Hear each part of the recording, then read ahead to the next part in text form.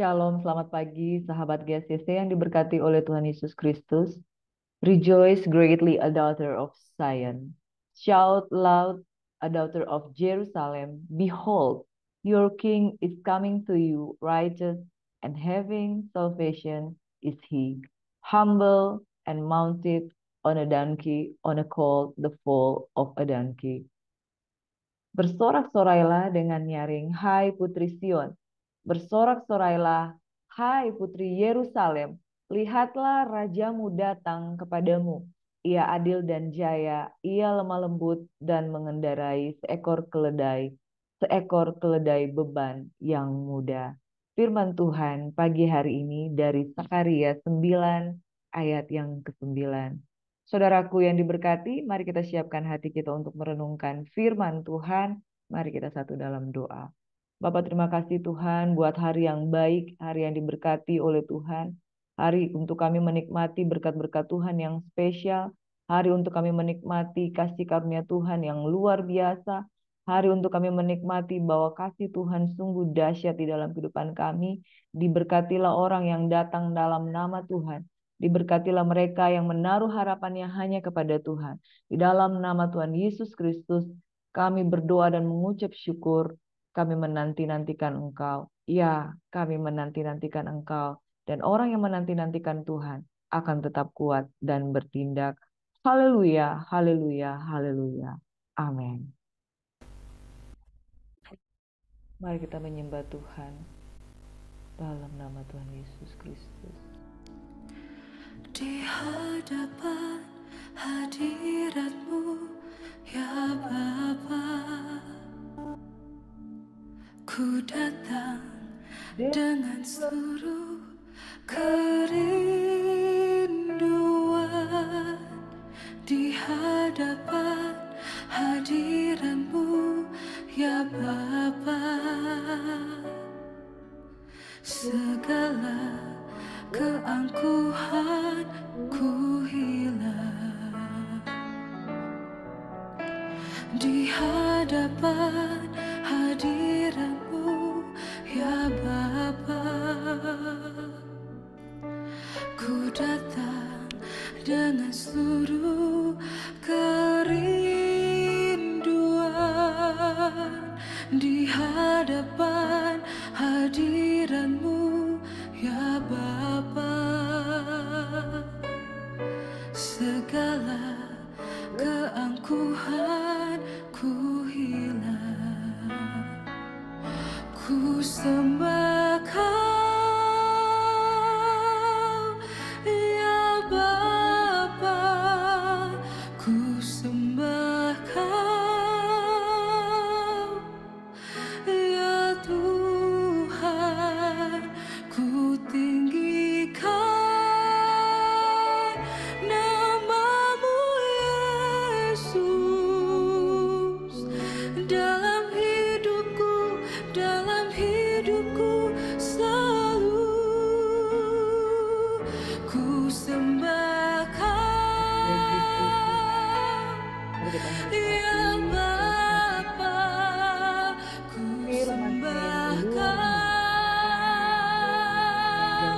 ya Tuhan, ku tinggikan nama-Mu Yesus dalam hidupku selalu. Bersama-sama dalam hadirat-Nya, katakan, di hadapan hadirat-Mu, ya Bapa, ku datang dengan penuh kerinduan. Di hadapan hadirat-Mu, ya Bapa, segala keangkuhanku di hadapan hadirat-Mu, ya Bapa, ku datang dengan penuh kerinduan di hadapan hadirat-Mu ya Bapa. Segala keangkuhanku hilang, ku sembahkan ya Bapa, ku sembahkan ya Tuhan, ku tinggikan nama-Mu Yesus dalam hidupku selalu. Oh, ku sembahkan ya Bapa, ya Tuhan, ya Tuhan, ku tinggikan nama-Mu Yesus dalam hidupku selalu. Kami di dalam Engkau Tuhan. Di hadapan Kami bersyukur Tuhan di hadapan hadirat-Mu Tuhan. Dengan seluruh kerinduan kami datang dengan ucapan syukur, dan di dalam nama Tuhan Yesus Kristus ada jaminan kekal. Sebab itu kami datang di hadapan hadirat-Mu Tuhan.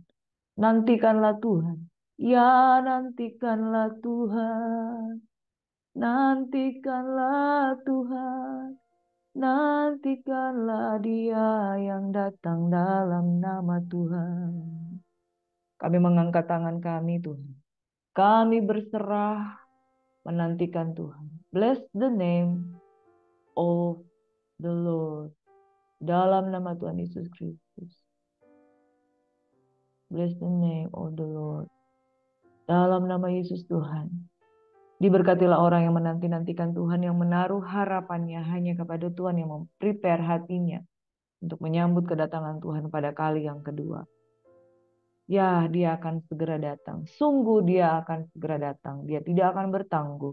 Dia akan melawat kita semua. Di pagi hari yang baik ini kami bersyukur, kami terima berkat-berkat Tuhan yang spesial. Haleluya. Amin. Rejoice, oh greatly, dear daughter of Zion. Diberkatilah putri-putri Sion yang menanti-nantikan Tuhan, yang menaruh harapannya kepada Tuhan. Sion adalah tempat yang dirindukan Tuhan. Sion adalah tempat yang punya kenangan dengan Tuhan, di mana ada pujian penyembahan Daud yang sungguh-sungguh melekat di hati Tuhan. Putri-putri Sion yang mengasihi Tuhan dinanti-nantikan oleh Tuhan untuk dia ketemu lagi dengan orang yang seperti ini, untuk orang-orang yang menaruh harapannya hanya kepada Tuhan. Pagi hari ini saudara, sudahkah kita merindukan Tuhan seperti Tuhan merindukan kita? Saudara, saya punya seorang putri yang bagi saya dia adalah yang tercantik di dunia ini. Bagi saya dia adalah seorang putri yang paling tersayang di dunia ini. Dan setiap kali saya tinggal di satu kota untuk bekerja di kota A, dan anak saya tinggal di kota B, dan sewaktu-waktu saya ditemani dengan seorang teman adik rohani perempuan yang tinggal bersama dengan saya, dan kadangkala kita begitu jauh dari anak saya itu begitu memiliki kerinduan yang sangat besar. Rindu untuk sebuah pertemuan yang kita sering ketemu, tapi ada satu kerinduan yang I just want to be with her, gitu loh. Saudara, kalau kita kenal apa arti kata rindu, betapa kita desperate dengan seseorang yang kita pengen dia selalu ada dengan kita. Kerinduan Bapa di surga adalah untuk selalu ketemu dengan putri-putri kesayangannya, yaitu putri Sion. Saudara, dan betapa Tuhan sangat merindukan Sion sehingga dia seluruh kehidupan di dalam firman Tuhan dari kitab Perjanjian Lama, mulai dari kitab 1 Samuel, 2 Samuel hingga kitab Mazmur, dan di kitab-kitab nubuatan, yang selalu disebutkan adalah Sion. Yang selalu disebutkan adalah putri-putri Sion. kota yang melambangkan cinta Tuhan dan kerinduan Tuhan untuk selalu jumpa dengan kota yang seperti ini, yang selalu memberikan dia pujian, penyembahan yang membuat dia punya rasa kangen yang tidak terbendung. Saudara, dan dia berjanji untuk kembali. Dia berjanji untuk suatu perjumpaan yang lebih baik, di mana Sion pernah dilupakan, tetapi dia ingin kembali lagi di sana dengan satu perjumpaan yang dia rindukan. Seperti sebelum-sebelumnya, dia punya hubungan yang sangat baik dengan Sion. Saudaraku yang diberkati oleh Tuhan Yesus Kristus, di kitab Zakaria, kerinduan Tuhan dan juga penghakiman itu berjalan beriringan, di mana dia mengingatkan bangsa yang di dalam pembuangan adalah bangsa yang menerima penghukuman karena mereka telah melupakan Tuhan. Di sisi lain, kerinduan Tuhan yang begitu besar, I want to come back and to greet you again. Saya ingin menjumpai engkau lagi dengan wujud yang berbeda, dengan wujud berupa raja yang menunggang keledai, saudara, dengan penuh kerinduan untuk menjumpai putri-putri Sion. Saudaraku yang diberkati oleh Tuhan Yesus Kristus, satu perjumpaan yang spesial yang Tuhan selalu nantikan untuk ketemu lagi dengan anak-anak yang dia kasihi. Hari ini datang kepada Tuhan dengan penuh kerinduan. Sebab tidak ada perjumpaan yang terjadi tanpa ada seorang yang menginginkan pertemuan itu terjadi. Saudara, pagi hari ini kita tidak sekedar datang dengan kebutuhan. Kita tidak sekedar datang dengan saya datang karena saya sakit, saya pengen sembuh. Lebih dari itu. Tidak ada seorang pasien yang sekedar datang ke dokter karena rindu dengan dokternya. Tapi karena hanya pengen sembuh. Tuhan gak mau hubungan yang seperti itu, saudara. Tuhan mau hubungan yang lebih seperti Tuhan kepada putrinya, Tuhan kepada anaknya, Tuhan kepada kesayangannya. Dan dia merindukan, kesayanganku, temuilah aku sebagaimana Bapamu. Saudara, jangan sekedar datang hanya karena pengen sembuh dari sakit. Jangan sekedar datang karena begitu banyaknya list kebutuhan. Jangan sekedar datang karena begitu banyaknya kebutuhan kita kepada Tuhan. Tapi bolehkah saudara dan saya datang dengan penuh kerinduan? Nantikanlah Tuhan. Ya, nantikanlah Tuhan. Sebab dia akan datang dengan tidak bertangguh. Amin. Pagi hari ini, Bapak, Ibu, sahabat GSCC yang diberkati Tuhan Yesus, kerinduan Tuhan adalah supaya kita menanti-nantikanlah Tuhan. Pagi hari ini saya memberikan tema, nantikanlah Tuhan. Blessed is the King who comes in the name of the Lord. Nantikanlah Tuhan, dia sebagai Raja yang datang di dalam nama Tuhan. Pagi hari ini kita akan belajar dari Zakaria 5 hingga Zakaria yang ke-9. Di mana janji firman Tuhan bahwa akan datang dia Raja yang menunggang keledai. Dan saudara, di kitab Lukas, janji firman Tuhan di Zakaria pasal 9 itu digenapi. Tuhan adalah Tuhan yang menjawab janjinya. Kita akan mengupas sedikit tentang kitab Zakaria, di mana kitab ini ditulis oleh seorang nabi yang bernama Zakaria. Dia hidup dengan nabi yang hidup satu zaman dengan dia, itu Nabi Hagai, yang menubuatkan tentang pembangunan kembali bait suci yang kedua. Latar belakangnya kurang lebih tidak jauh berbeda, di mana ada ekonomi, politik, dan kehidupan agama antara kedua nabi tersebut tidak jauh berbeda, di mana bangsa pilihan Tuhan sudah meninggalkan penyembahan yang benar. Dan Tuhan mau mereka kembali kepada penyembahan yang berkenan di hadapan Tuhan. Beberapa istilah yang dikenakan Zakaria seperti nabi kerajaan baru dan nabi zaman yang akan datang. Jadi ada nubuat-nubuat yang kuat. Janji tentang kedatangan Sang Juru Selamat itu dinyatakan di dalam kitab Zakaria. Namanya ini sering dipakai sering banyak orang memiliki nama yang sama, Zakaria. Ada Imam Zakaria, ada juga ayah dari Yohanes di perjanjian baru itu Zakaria. Ada kurang lebih 25 orang yang bernama Zakaria. Di dalam Ezra 5 ayat 1 juga dikatakan Zakaria ini merupakan anak dari Ido. Jadi dalam zaman Ezra, ahli Taurat, ahli kitab itu, nama Zakaria disebut. Ezra adalah seseorang yang membangkitkan kembali Taurat Tuhan pada waktu bangsa Yehuda diizinkan kembali untuk membangun tembok Yerusalem. Dalam Zakaria 1 diperlihatkan bahwa sang nabi adalah cucu dari Berehya. Jadi anak Ido, cucu dari Berehya. Namun tidak ada tanda-tanda yang lengkap mengenai Berehya. Dalam Yesaya 8 ayat 2 dikatakan seorang Zakaria yang adalah putra Yeberechia. Ido adalah kakek Zakaria, merupakan kepala dari keluarga imam yang kembali dari pembuangan dari Babel ke Yudea. Jadi dia adalah kepala dari keluarga imam yang kembali dari pembuangan Babel dari Yudea, dan hal ini memungkinkan berkaitan dengan Zakaria sebagai seorang imam dan mungkin juga imam kultis. Saudara yang diberkati, kita akan baca sedikit dari Zakaria 5 hingga Zakaria yang ke-9. Di Zakaria 5 kalau saudara baca itu ada penglihatan ke-6 dari Zakaria. Jadi Zakaria bukan satu-satunya orang yang mendapatkan penglihatan ketika dia dipanggil sebagai penyambung lidah. Ada juga penglihatan-penglihatan yang hebat dari nabi-nabi yang lain. Ada Yeskiel dan lain-lain nabi lainnya yang luar biasa dipakai Tuhan. Daniel, saudaraku. Jadi Zakaria mendapat penglihatan ke-6. Yang dia lihat itu adalah gulungan kitab terbang yang membawa perkataan Tuhan mengenai penghukuman. Saudara, jadi penyambung lidah pada perjanjian lama itu merupakan orang-orang yang dipakai secara luar biasa. Bagaimana mereka memiliki vision dari Tuhan, yang melihat tentang masa depan, tentang perjanjian yang baru. Dan mengenai penghukuman juga dinyatakan tentang bagaimana Yehuda dibawa kepada penghukuman. Zakaria 5 ayat 5 ada penglihatan tentang ketujuh perempuan yang berada dalam gantang. Penglihatan ini berkaitan dalam kerajaan Babel sebagai tempat di mana Israel dibuang. Di Zakaria 6 ayat 1 ada penglihatan ke-8 mengenai sebuah kereta pertempuran berjalan melalui bumi di mana Tuhan sebagai pemimpin dari kereta tersebut. Saudaraku, di dalam ayat yang ke-9 di pasal 6 digambarkan Yosua dinobatkan sebagai keturunan Mesias yang akan membangun bait Allah. Ia juga akan memerintah sebagai raja imam. Yosua atau Yosua itu dalam bahasa lain itu Yesua, Yesus. Jadi saudaraku, ini nubuatan tentang Yesus bahwa dia akan menjadi raja dan memerintah sebagai raja imam.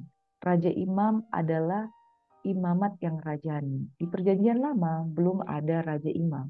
Seorang raja yang membawakan persembahan ukupan itu akan mendapat teguran. Contoh ketika Raja Saul membawa persembahan, Tuhan begitu marah. Juga ada Raja Uzia yang ketika dia mulai makin tinggi hati, dia mulai membawa persembahan dibawa di bait suci, Tuhan tidak berkenan. Jadi dulu sebelumnya tidak ada raja imam. Yang ada hanyalah raja atau imam. Tetapi Tuhan menubuatkan di dalam Zakaria 6 ayat 9 tentang Yosua. Ini berbicara tentang Yesua, berbicara tentang Yesus, berbicara tentang raja yang akan datang, tidak lagi sebagai raja saja, tapi atau imam saja, tetapi raja imam atau imamat yang rajani, yaitu imam yang memerintah di dalam kerajaan, di dalam kekuasaan yang maha kuasa.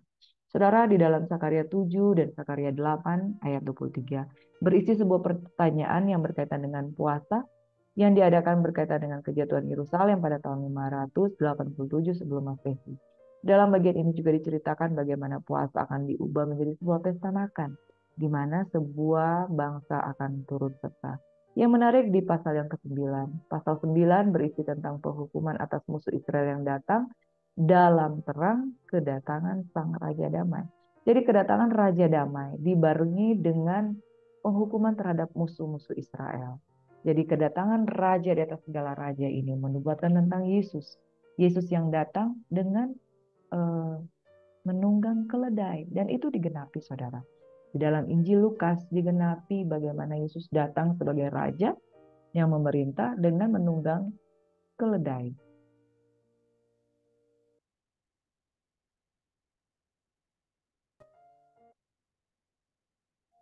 Jadi firman Tuhan yang luar biasa ini, saudaraku, tidak ada satupun firman Tuhan yang tidak digenapi. Semuanya digenapi. Janji tentang Mesias, janji tentang penghukuman tentang musuh Israel. Begitu Yesus datang, dia mati di kayu salib, musuh-musuhnya ditaklukkan di bawah telapak kakinya. Dan dia menang sebagai raja, maut sudah dikalahkannya. Luar biasa sekali firman Tuhan ya, saudaraku. Di dalam Zakaria 9 ayat 9 sampai 10 berkata begini. Bersorak-soraklah dengan nyaring, hai putri Sion, Bersorak-sorailah, hai putri Yerusalem.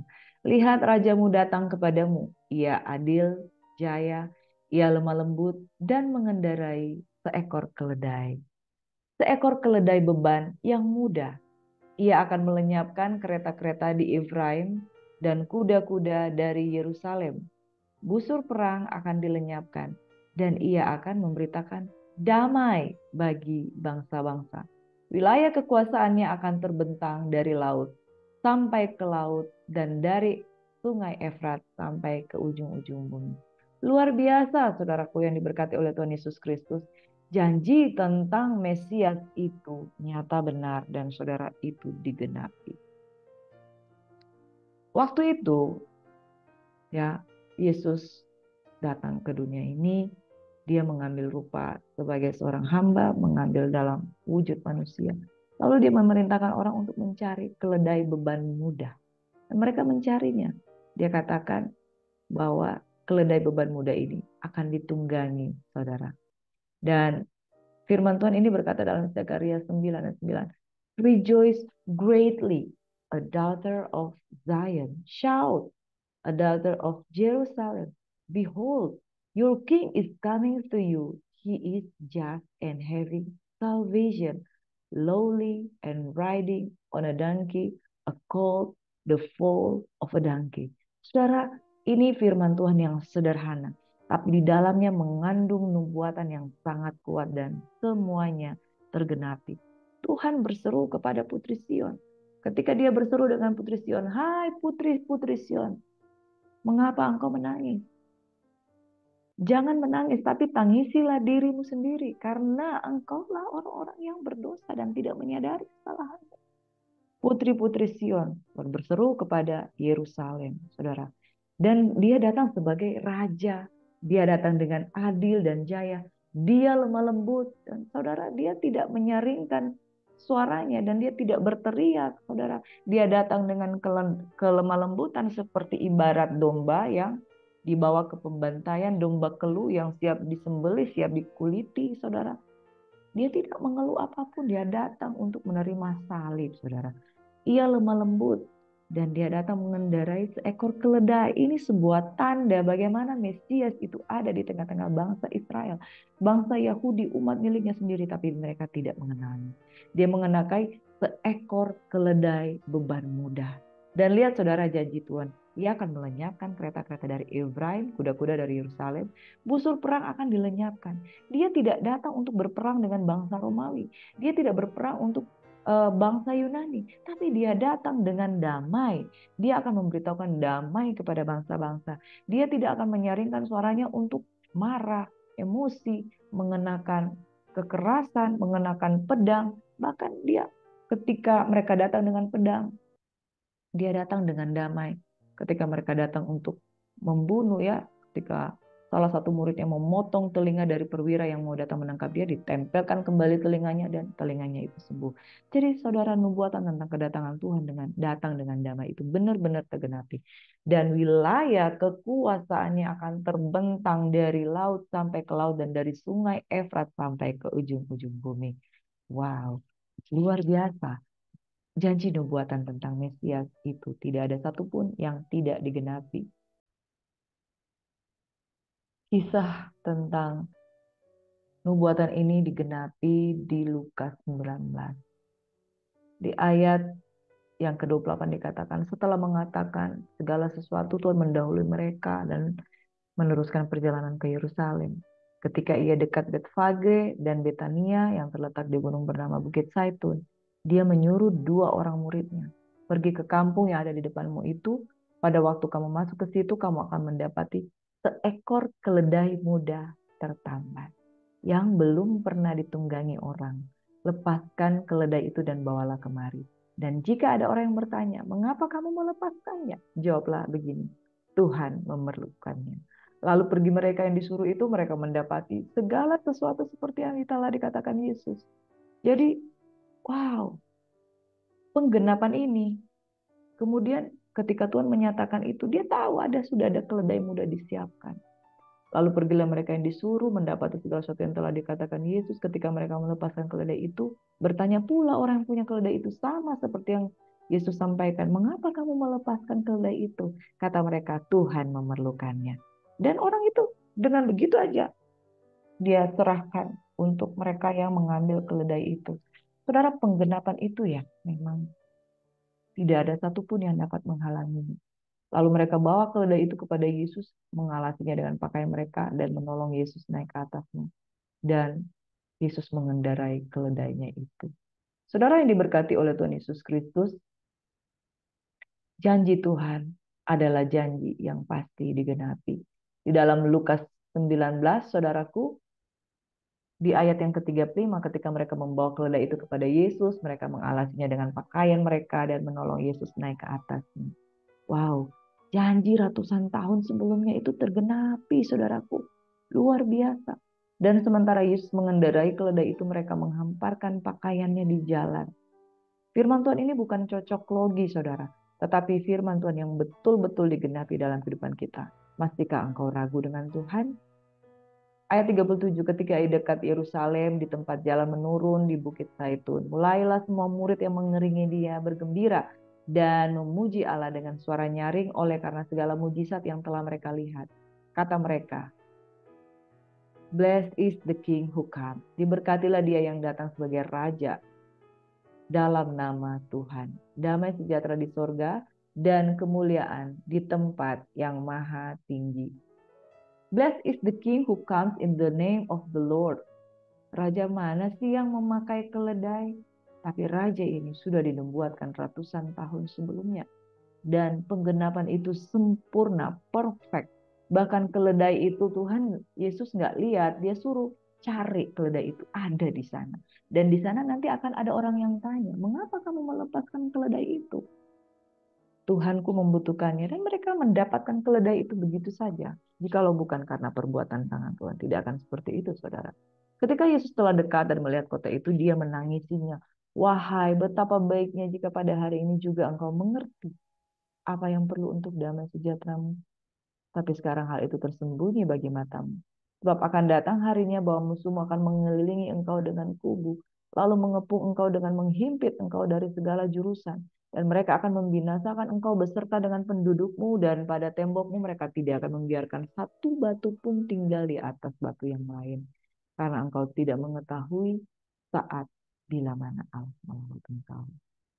Ini satu peringatan bagi kita, saudaraku. Jikalau kita tidak mengetahui bila mana Allah melawat engkau. Pernahkah saudara melewatkan momen di mana harusnya Tuhan ketemu dengan engkau, tapi engkau melewatkan dia begitu saja? Saudaraku yang diberkati oleh Tuhan Yesus Kristus. Saya sebenarnya begitu terharu hari ini ada satu anak didik saya rohani yang sebetulnya kami berusaha mendidik dia dengan baik. Tuhan punya rencana dalam kehidupannya. Tapi satu ketika beberapa waktu terakhir ini saya mendengar dia kembali jatuh di dalam dosa. Sangat disayangkan, saudaraku, satu hal bahwa Tuhan selalu berusaha melawat anak-anak dan putrinya. Tapi kadang kita tidak mengerti momen di mana Tuhan melawat kita. Di sini yang namanya kesedihan Tuhan yang terdalam. Ketika dia melawat anaknya, dan anaknya tidak mengerti. Apa yang membuat seseorang itu tidak mengerti dengan lawatan Tuhan? Di momen di mana ketika dia sibuk dengan dosa. Di momen di mana ketika dia merasa ada hal lain yang lebih nikmat daripada ketemu dengan Tuhan. Daripada berjumpa dengan Tuhan secara pribadi. Dosa adalah kenikmatan sesaat yang membuat orang tidak bisa menikmati lawatan Tuhan. Saudara, hari ini kita menikmati 10 hari pencurahan Roh Kudus. Kuasa Roh Kudus dinyatakan. Ketika murid-murid Yesus menanti-nantikan, 11 murid diantaranya begitu setia menanti-nantikan. Dan dari 500 orang yang murid-murid Yesus yang tinggal menanti-nantikan Tuhan, 120 orang yang betul-betul menantikan pencurahan Roh Kudus dan menikmati berkat-berkat dari pencurahan Roh Kudus. Saudara, seringkali kita tidak gagal di dalam memahami tentang Tuhan. Tapi kita gagal menanti dan menemukan Tuhan di momen yang tepat.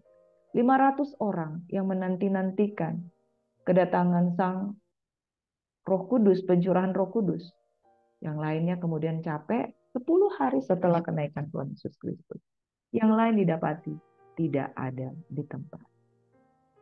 Berbahagialah orang yang menantikan Tuhan dan didapati tuannya tetap ada di tempat, di posisinya menantikan Sang Raja. Ketika Tuhan datang melawat Yerusalem, ketika mereka dikatakan, engkau tidak mengetahui saat bila mana Allah melawat engkau. Orang yang miss di dalam penantian, orang yang kemudian memutuskan, Tuhan belum datang, saya akan melakukan aktivitas yang lain. Di situ saudara akan kehilangan momen. 120 orang yang menanti-nantikan janji Bapa di loteng Yerusalem, mereka kemudian menerima lawatan Tuhan. Mereka menerima bahasa-bahasa yang baru.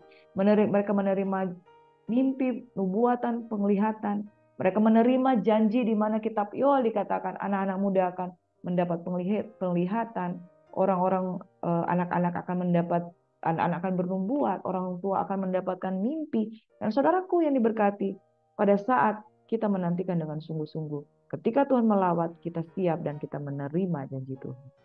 Lalu Yesus masuk ke bait Allah dan mulai mengusir semua pedagang di situ. Saudaraku, ketika Tuhan datang, orang yang tidak siap menantikan Tuhan, dia sibuk dengan urusan-urusan yang lain.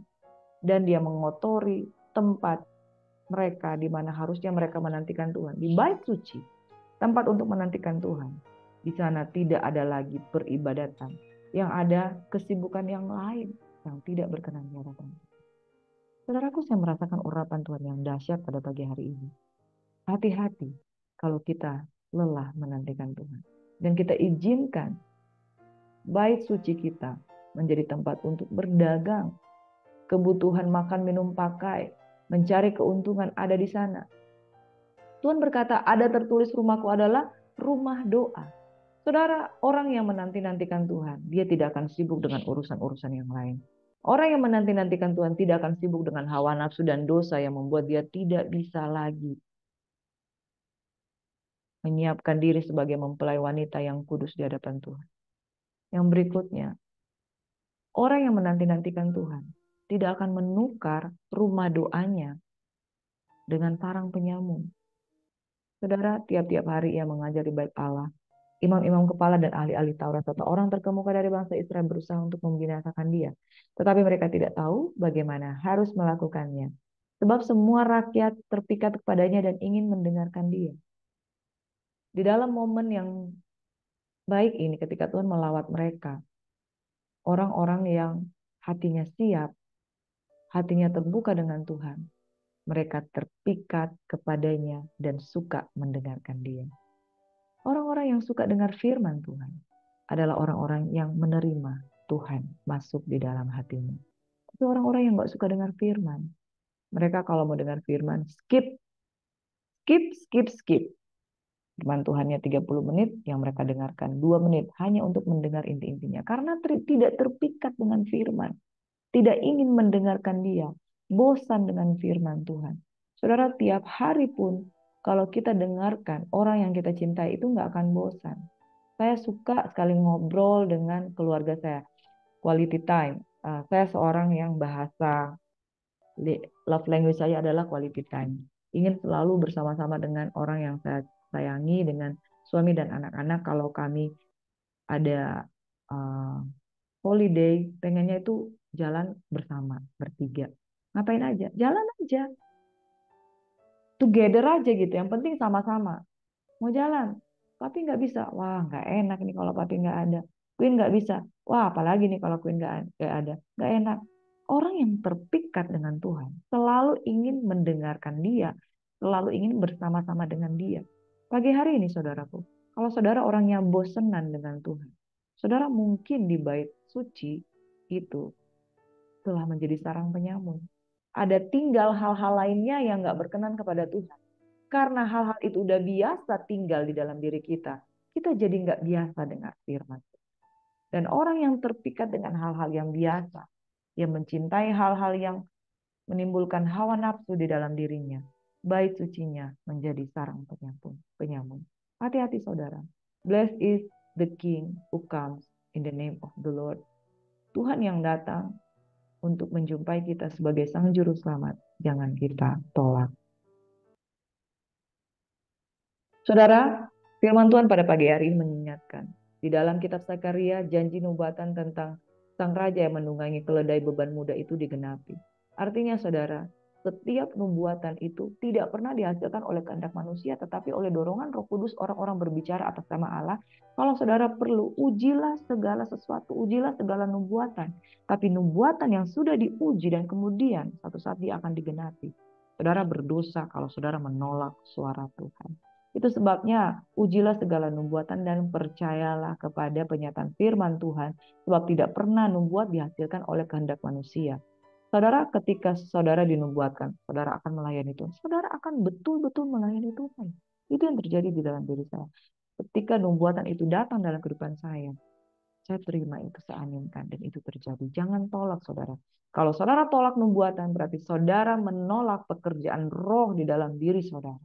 Saudara sudah menolak Tuhan. Yang kedua, janji Tuhan pasti digenapi, nantikanlah itu. Janji Tuhan adalah janji yang murni, bagaikan perak yang teruji 7 kali dimurnikan dalam dapur peleburan di tanah. Engkau Tuhan yang akan menepatinya, Engkau akan menjaga kami senantiasa terhadap angkatan ini. Saudara, milikilah keberanian untuk percaya kepada janji Tuhan. Bahwa Dia sanggup, Dia memampukan. Kalau Dia berfirman, Dia akan sembuhkan, Dia pasti akan sembuhkan. Buat umat Tuhan yang ada di luar sana, yang hari ini juga saya selalu sering mendoakan, percayalah, kalau ada sakit penyakit dalam tubuhmu, percayalah engkau akan disembuhkan, pasti sembuh. Percayalah engkau sudah menerimanya. Yang ketiga, berhati-hatilah supaya kita tidak menolak Tuhan. Kita sibuk dengan pekerjaan Tuhan, kita sibuk dengan melayani Tuhan, tapi ternyata kita tidak mengenal Tuhan. Berhati-hatilah supaya kita bukanlah orang-orang yang ditolak oleh Tuhan. Di dalam firman Tuhan di dalam kitab Lukas 19, ketika Tuhan datang menyatakan dirinya sebagai Raja yang menunggangi beban keledai beban muda, saudara. Firman Tuhan ini ada di kitab Sakaria 9 ayat 9 dan 10. Bagi orang yang rajin membaca kitab Taurat, para imam itu tahu tentang janji kedatangan Sang Mesias yang datang sebagai Raja yang lemah lembut dan membawa damai. Tetapi mereka, imam-imam justru tidak mengenal kedatangan Tuhan. Dikatakan tiap-tiap hari ia mengajar dalam bait Allah di ayat 47. Imam-imam kepala dan ahli-ahli Taurat serta orang-orang terkemuka dari bangsa Israel justru berusaha untuk membinasakan dia. Hati-hati bagi kita, sekalipun kita merenungkan Taurat Tuhan siang dan malam. Tetapi kalau hati kita terisi dengan hal-hal yang jadi sarang penyamun di dalam diri kita, saudara. Pada waktu itulah aku berterus terang pada mereka dan berkata, aku tidak pernah mengenal kamu, hanyalah daripadaku kamu sekalian pembuat kejahatan. Kejahatan karena kita tahu firman, tapi kita tidak percaya. Dan ketika Tuhan datang melawat, kita tidak mengenal Dia. Bukan setiap orang yang berseru-seru kepada Tuhan, Tuhan akan masuk ke dalam kerajaan sorga, melainkan Dia yang melakukan kehendak Bapakku yang di sorga. Pada hari terakhir, banyak orang akan berseru kepadaku, Tuhan, Tuhan, bukankah kami bernubuat demi namamu dan mengusir setan demi namamu dan mengadakan banyak mujizat demi namamu juga? Pada waktu itulah aku akan berterus terang kepada mereka dan berkata, aku tidak pernah mengenal kamu. Enyahlah daripadaku kamu sekalian pembuat kejahatan. Saudaraku yang diberkati oleh Tuhan Yesus Kristus, blessed is the King who comes in the name of the Lord. Kenalilah Tuhan. Kenalilah caranya melawat engkau. Ujilah setiap nubuatan dan pastikan engkau percaya kepada janji Tuhan. Dan kemudian saudara, berhati-hatilah supaya kamu tidak menolak Tuhan. Caranya Tuhan datang. Israel adalah bangsa pilihan, tapi dia tidak mengenal bagaimana rajanya datang.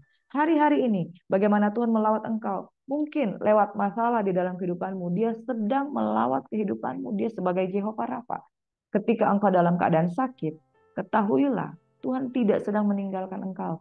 Justru dengan cara itu Tuhan sedang memperkenalkan, akulah Jehovah Jireh. Jehovah Tuhan yang menyediakan, Tuhan yang menyembuhkan, panji kemenangan.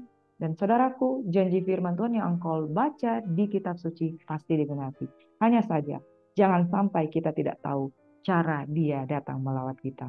Dia datang melawat kita mungkin dengan satu teguran. Dia datang melawat kita mungkin dengan satu masalah. Dia datang dalam kehidupan kita mungkin dalam satu berkat.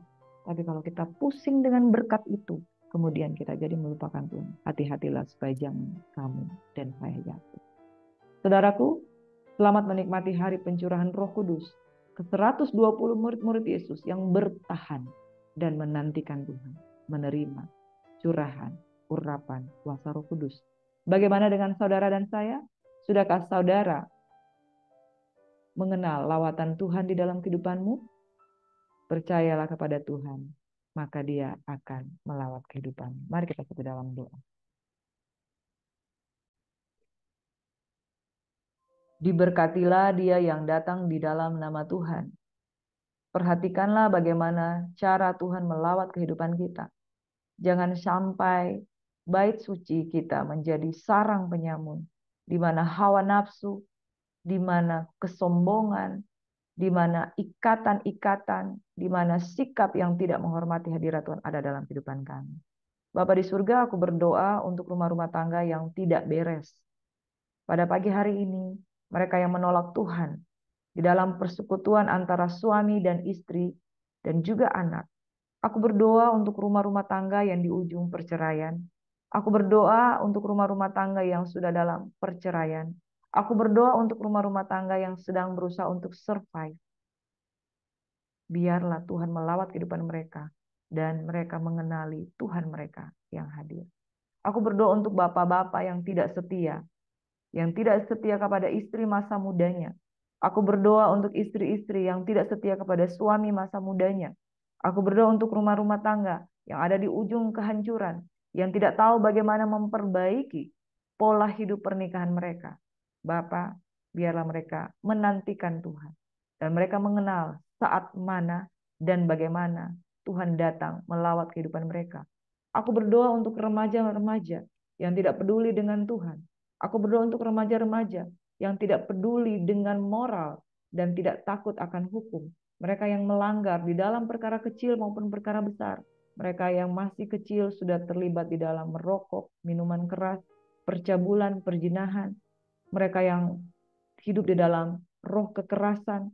Mereka yang hidup di dalam roh yang suka dikuasai oleh game online.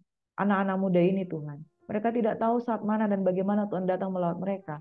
Putri-putri Sion yang diberkati oleh Tuhan, hari ini tangkap firman Tuhan. Orang-orang tua yang membiarkan anak-anaknya terjebak di dalam pergaulan yang bebas dan tidak melakukan apapun. Hari ini Tuhan kiranya datang melawat kehidupanmu. Engkau sadar dan engkau kembali berjuang untuk anak-anakmu. Orang-orang tua yang membiarkan anak-anak mereka terikat dengan game online dan tidak mau baca firman Tuhan. Aku berdoa dalam nama Yesus, lawat kehidupan keluarga ini.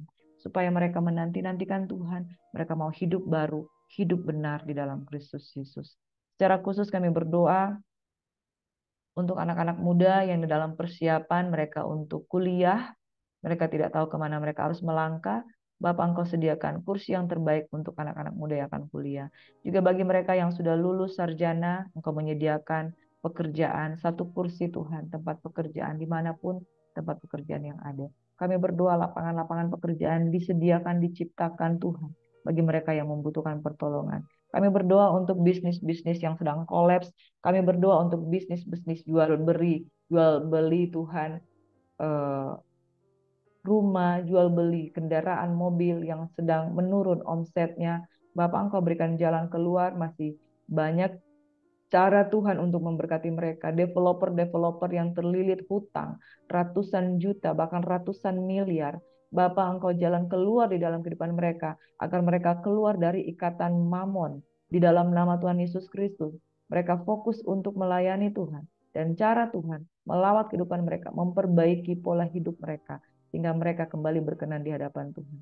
Aku berdoa untuk orang-orang yang terlibat di dalam pekerjaan-pekerjaan hukum dan peradilan. Tuhan, Engkau memberikan jalan keluar bagi mereka, untuk mereka tidak menjadikan tubuh mereka sebagai sarang penyamun, tapi menjadikan sebagai bait suci yang berkenan di hadapan Tuhan. Bapak, kami berdoa pagi hari ini untuk mereka semua yang sedang sakit. Engkau sembuhkan dalam nama Yesus. Anak-anak yang dalam pergumulan Tuhan, yang ada di dalam rumah sakit, Bapak, dalam nama Yesus. Secara khusus untuk Brandon Tuhan, anak ini membutuhkan pertolongan-Mu dan kami percaya semakin hari Dia semakin kuat, strong, dan kami melepaskan shalom di dalam hati Brandon, Ibu Meki, dan juga suaminya Bapak Brian. Mereka adalah keluarga yang semakin sehati sepikir, dan mereka adalah keluarga yang bersyukur. Ketika mereka bersyukur, di situ ada kuasa.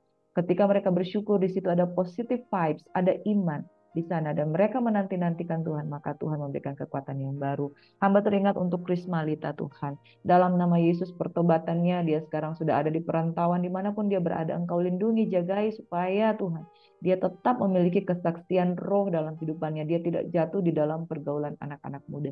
Hari-hari ini Tuhan, pergaulan anak-anak muda sangat menakutkan.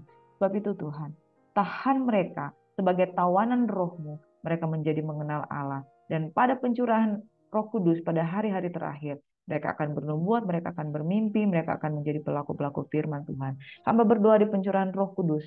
Pada hari ini Tuhan, Engkau mencurahkan berkat-berkat-Mu sehingga setiap orang yang menanti-nantikan Tuhan mengenal lawatan Tuhan. Mereka yang mengenal lawatan Tuhan, Tuhan akan memberkati dan melindungi kita sekalian. Mari kita mohon berkat.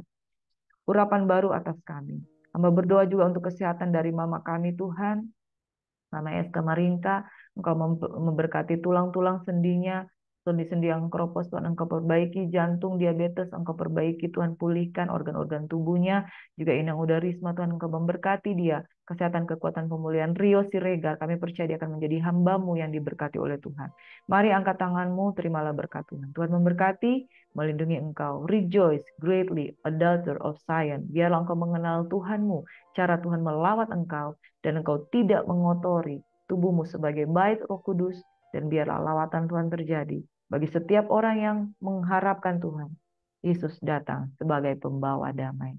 Di dalam nama Yesus, masalahmu akan beres, masalahmu akan selesai, engkau akan bertindak karena Jehovah Jireh, Tuhan yang menyediakan jawaban menjadi bagianmu. Terimalah lawatan Tuhan. Dalam nama Yesus kami berucap syukur. Amin. Shalom sahabat GSIS yang diberkati, Tuhan Yesus memberkati kita semua.